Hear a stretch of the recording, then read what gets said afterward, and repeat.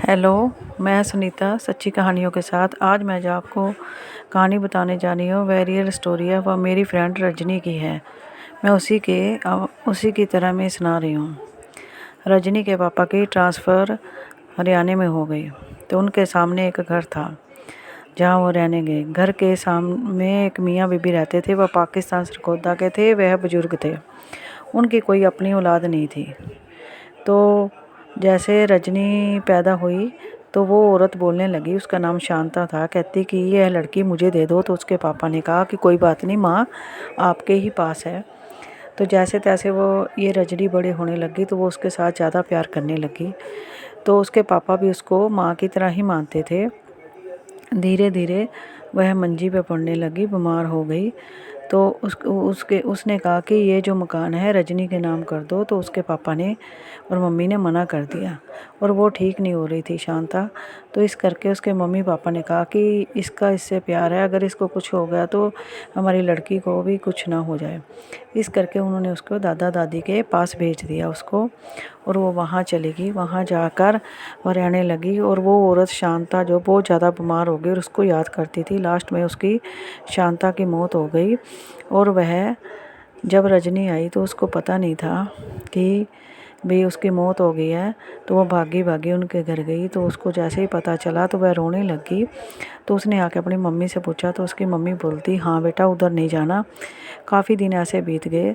तो जब जन्माष्टमी आई तो उनके पड़ोसियों की पूरी बनाने वाली झरनी टूट गई।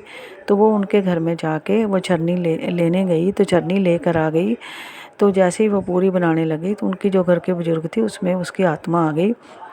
वो कहने लगी कि मेरी झरनी क्यों लाई है, क्यों लाई है, बोलने लगी, तंग करने लगी। उन्होंने किसी को बुलाया, उसको झड़वाया और कहते इसकी झरनी दे के आओ। दे के आई तो वो ठीक हो गई।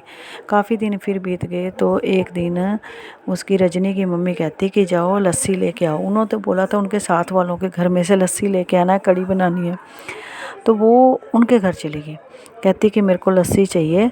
तो उनका जो शांता का हस्बैंड था वो बाहर बैठा हुआ था। तो उसने कहा कि जा अंदर जाके बैठक में कुन्नी से ले ले। कुन्नी वो उसको बोलते हैं कि जो मिट्टी का बर्तन होता है उसमें उसने गई अंदर। तो उसको ऐसे लगा कि माँ वहाँ बैठी है। उसने जैसे ही बर्तन रखा उसने लस्सी पा दी तो वो लेके घर आ गई। तो वो घर आते ही नाक चढ़ाने लगी। उसकी मम्मी ने कहा तेरे को क्या हुआ, तो चुप बैठी नाक चढ़ा रही है। कहती कुछ नहीं। वो सबको खाने के लिए दौड़ने लगी। जैसे ही रात हुई तो वो जैसे सोई तो उसकी गर्दन पे पकड़ ली उसने आके, उसकी छाती पे बैठ के वो चिल्लाने लगी, वो टांगे मारने लगी। चल उसके घर के भागे आए।